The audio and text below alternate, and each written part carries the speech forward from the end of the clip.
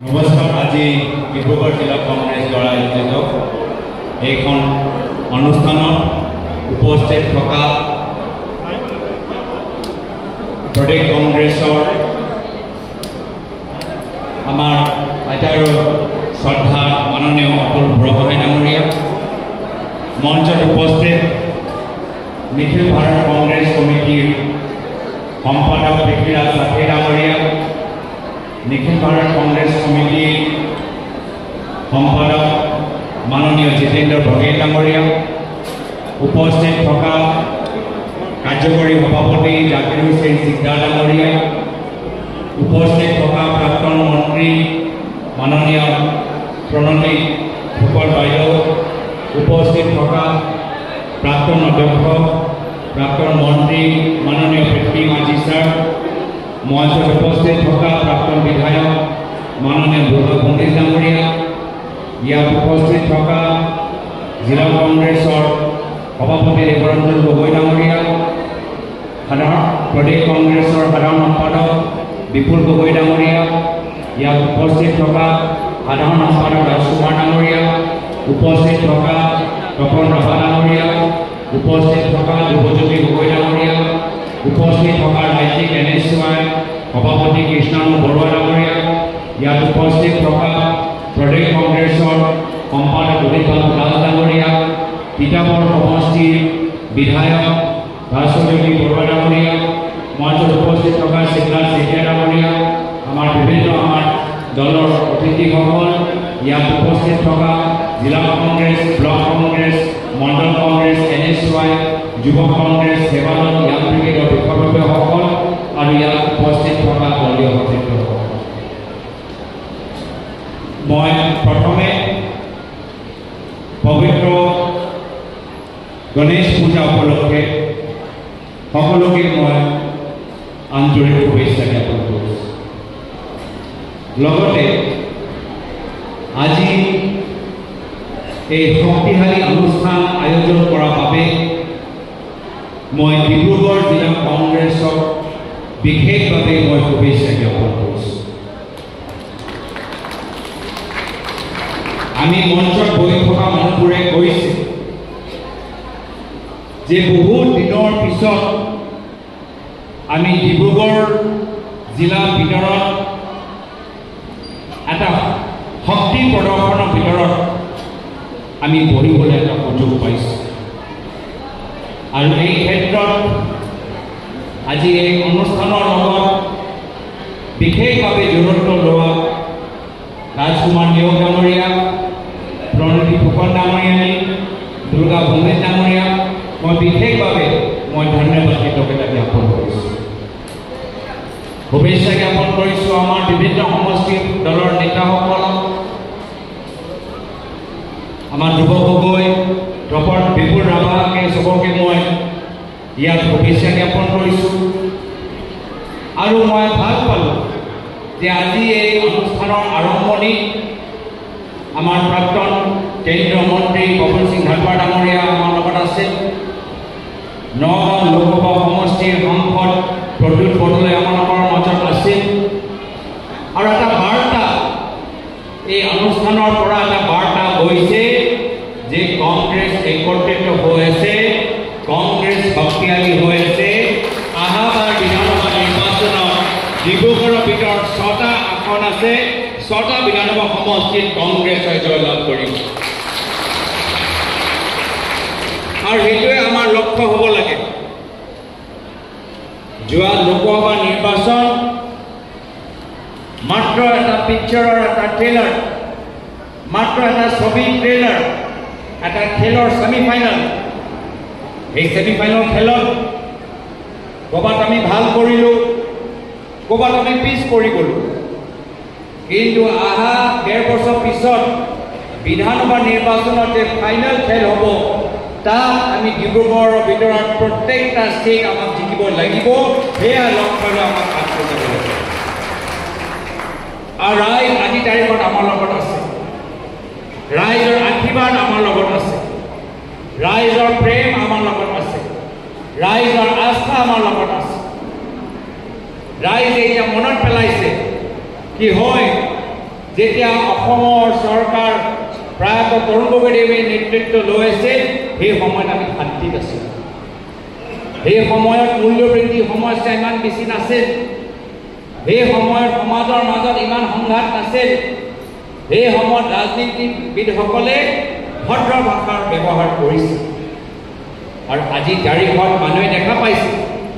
যে ৰাজনীতি হৈ গৈছে টকা ধন আৰু বৃদ্ধি কৰা এটা মাধ্যম ৰাজনীতি হৈ গৈছে সমাজৰ ভিতৰত সংঘাত সৃষ্টি কৰা এটা মাধ্যম ৰাজনীতি হৈ গৈছে নিজৰ বিফলতা লুকাবলৈ এটা মাধ্যম ৰাজনীতি হৈ গৈছে নতুন নতুন বাগান আৰু মাটি কিনা এটা মাধ্যম আজি সেইকাৰণে ৰাইজৰ আশীৰ্বাদ কংগ্ৰেছ দলৰ লগত ৰাইজৰ আশীৰ্বাদ আমাৰ কংগ্ৰেছ দলৰ নেতা ৰাহুল গান্ধী ডাঙৰীয়াৰ লগত আৰু ৰাহুল গান্ধী ডাঙৰীয়াৰ ওপৰত সকলৰ আস্থা সকলে কৈছে এইজন ব্যক্তি যি সকল প্ৰত্যেক দিন আমাৰ কাৰণে কষ্ট কৰি আছে কন্যাকুমাৰীৰ পৰা কাশ্মীৰলৈকে খোজকাঢ়ি গ'ল এইজন ব্যক্তি ভৱিষ্যত প্ৰধানমন্ত্ৰী ৰাহুল গান্ধী ডাঙৰীয়া ভৱিষ্যত প্ৰধানমন্ত্ৰী সকলৰ মুখে মুখে এটাই কথা তো আজি এই অনুষ্ঠানত আমি সকলোৱে একগোট হৈছোঁ আমি কি বাৰ্তা আমি ইয়াৰ পৰা দিবলৈ বিচাৰোঁ যে যিসকলে সপোন দেখিছিল কংগ্ৰেছ মুক্ত অসম বা যিসকলে সপোন দেখিছিলে কংগ্ৰেছ মুক্ত উজনি অসম আজি এই দৃশ্য আমি তেওঁলোকক আমি দেখাবলৈ বিচাৰিছোঁ কংগ্ৰেছ আছে আৰু সদায় থাকিব আমি আছোঁ যিহেতু আমি বাগানৰ মানুহৰ হৈ মাত মাতি থাকোঁ ভোট আমি পাওঁ নে নাপাওঁ কিন্তু আমি বাগানৰ শ্ৰমিকৰ হৈ আমি মাত মাতি থাকোঁ কিছুমান কথা পৱন সিং ধাৰপাৰ ডাঙৰীয়াই ক'লে যে দৈনিক মজুৰি বৃদ্ধি হোৱা নাই আমি সকলোৱে গম পাইছোঁ যে কেনেদৰে বিজেপিৰ চৰকাৰৰ মন্ত্ৰীখিনি আজি নিজৰ পৰিয়ালৰ নামত ক'ত ক'ত তেওঁলোকে বাগান লৈছে আৰু য'ত তেওঁলোকে বাগান লৈছে তাত তেওঁলোকে শ্ৰমিকৰ লগত অন্যায় কৰিছে আমি অন্যায় হ'বলৈ দিয়া নাই আমি তেওঁলোকৰ অত্যাচাৰৰ বিৰুদ্ধে আমি মাত মাতিম বাগানৰ অঞ্চলৰ ভিতৰত বহুত আৰু কৰিবলগীয়া কামখিনি আছে স্কুলৰ ভিতৰত শিক্ষক নাই হস্পিটেলৰ ভিতৰত ডক্টৰ নাই বাগানৰ লাইনৰ মাজত ভাল ড্ৰেইন নাই ড্ৰেইনেজ চিষ্টেম নাই বিদ্যুতৰ এটা সমস্যা এইখিনি লৈ আমি মাত মাতিব লাগিব শ্ৰদ্ধা ৰাইজ চাওক অসমৰ মুখ্যমন্ত্ৰী ঝাৰখণ্ডত গৈ আদিবাসী সমাজৰ কথা কৈ আৰু ইয়াত তেওঁ অসমত আমাৰ বাগান শ্ৰমিকসকলক ঘৰৰ ওপৰত আদিবাসী ভাইসকলক ঘৰৰ ওপৰত স্মাৰ্ট মিটাৰ লগাই আমাৰ ঘৰৰ অৱস্থা দুৰ্বল কৰি থৈছে তাত গৈ ঝাৰখণ্ডত আদিবাসী সমাজৰ উন্নয়নৰ কথা কৈ ইয়াত এটা আদিবাসী ঘৰৰ ওপৰত স্মাৰ্ট মিটাৰ লগাই আজি আমাৰ অৰ্থনৈতিক কঁকাল আমাৰ ভাঙি গৈছে আজি শ্ৰদ্ধা ৰাইজ আমাৰ বিভিন্ন জনগোষ্ঠী কিমান দিনৰ পৰা দাবী জনাইছিলে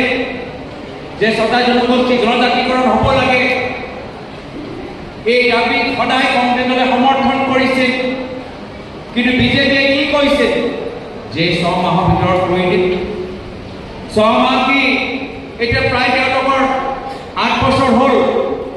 8 বছৰত তেওঁলোকে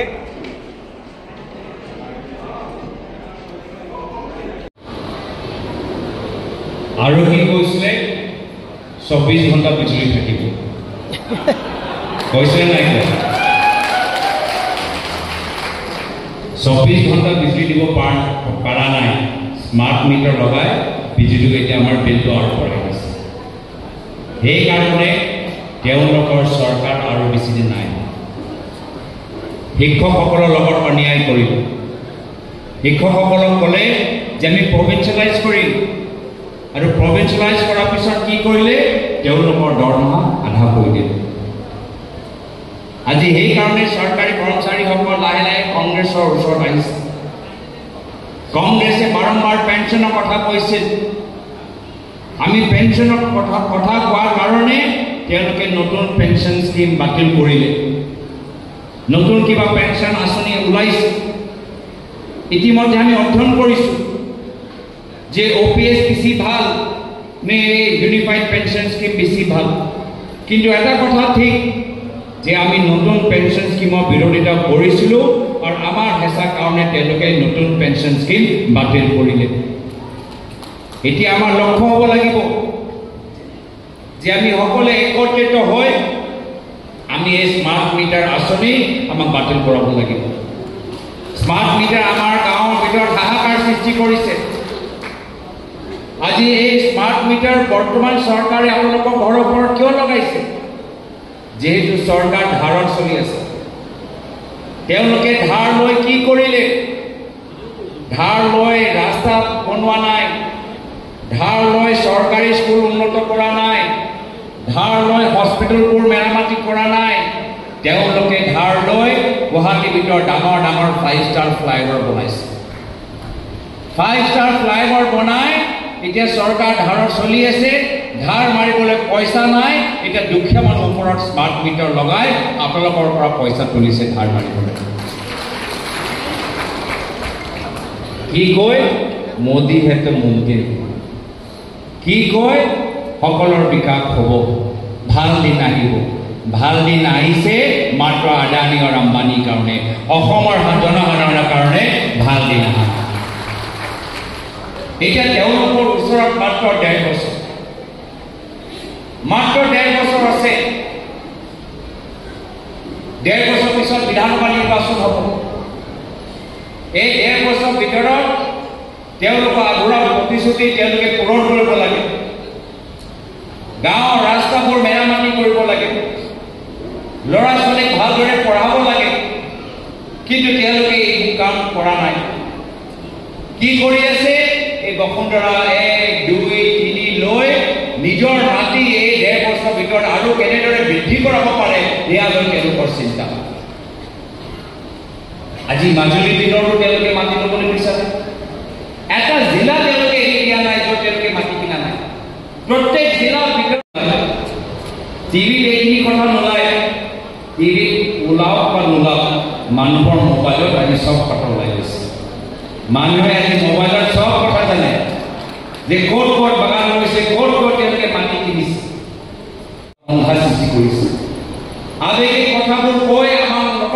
বিভ্ৰান্তিত পেলাবলৈ বিচাৰে। কিন্তু অসমৰ জনসাধাৰণ ৰাজনৈতিকভাৱে সচেতন হৈছে। এতিয়াও আমি বিজেপিৰ মুখ্যমন্ত্ৰী হিমন্ত বিশ্ব শৰ্মা ডাঙৰীয়াৰ কথাৰ ওপৰত ৰাইজ আৰু বিশ্বাস নকৰে। মানুহ এতিয়া গম পাই গৈছে তেওঁলোকে মাত্ৰ আপোনালোকৰ মাজত কাৰ্য লগাই নিজৰ গাড়ী বচাবলৈ বিচাৰে। কিন্তু এইবাৰ তেওঁলোকৰ জালত অসমৰ মানুহ ভৰি নিদিয়ে। তেওঁলোকৰ সাম্প্ৰদায়িক জালত, তেওঁলোকৰ ৰাজনৈতিক জালত অসমৰ মানুহ ভৰি নিদিয়ে। অসমৰ মানুহ আজি নিজৰ বিবেকৰ জৰিয়তে অহা বিধানসভা নিৰ্বাচনত তেওঁলোকৰ অহংকাৰৰ আজি ভাঙি দিব। আৰু তেওঁলোকৰ পতন যে হৈছে মাত্ৰ তেওঁলোকৰ অহংকাৰৰ বাবে হৈছে। তেওঁলোকৰ অহংকাৰ তেওঁলোকৰ পতনৰ মূল কাৰণ। আজি কোনোবাই কৈছে যে লোকসভা নিৰ্বাচনৰ আগতে মানুহে কংগ্ৰেছ দল এৰি বিজেপি দলক যোগদান কৰিছে, কিন্তু লোকসভা নিৰ্বাচনৰ পিছত এতিয়া মানুহে বিজেপি দল এৰি এতিয়া কংগ্ৰেছ দলক যোগদান কৰিছে। হয়নে নহয় কওকচোন? নহ'লে একে সময়ত একে দিনা প্ৰত্যেক সমষ্টিৰ পৰা ইমান মানুহ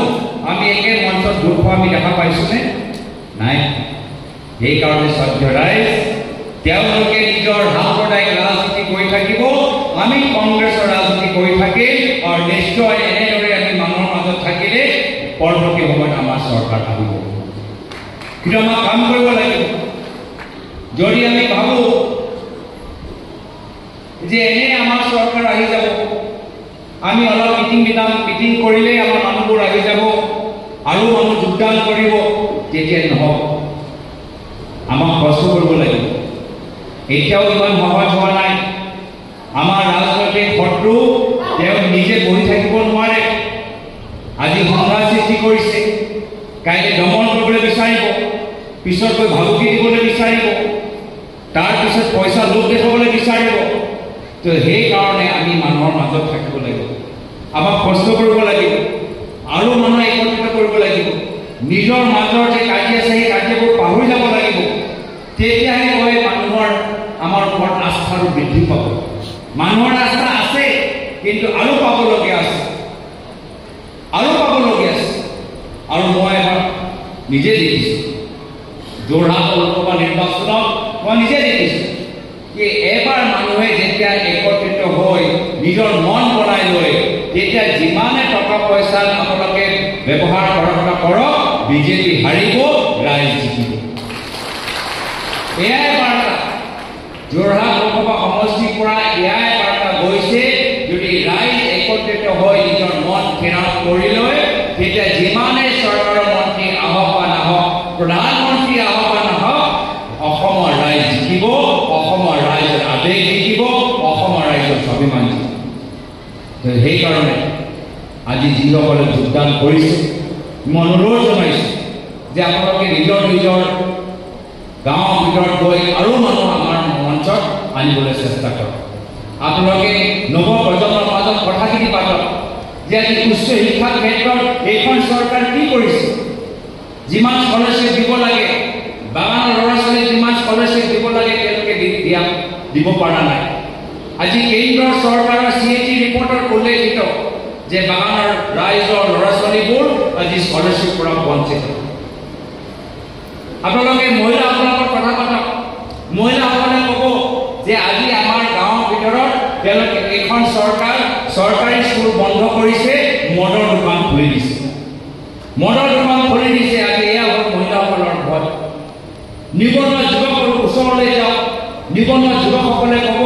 যে আজি মই হতাশ হয় আজি মই ড্ৰাগছ খাবলৈ আৰম্ভ কৰিছোঁ এনে এটা পৰিস্থিতি সাধাৰণ এজন ব্যৱসায় কৰা মানুহ ওচৰলৈ যাওক সেই ব্যৱসায় কৰা মানুহজনে ক'ব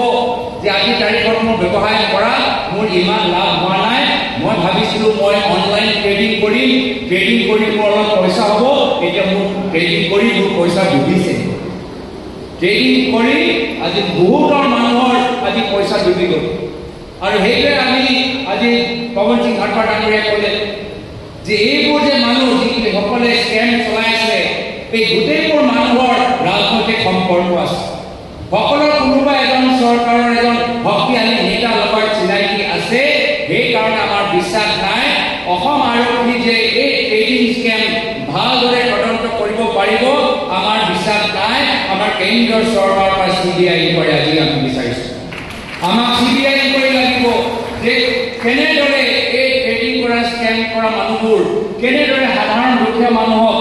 পৰা ইমান কোটি কোটি টকা লৈ গ'ল কেনেকৈ হ'ল যি অসমত আমি ভাৰতা দেখিছোঁ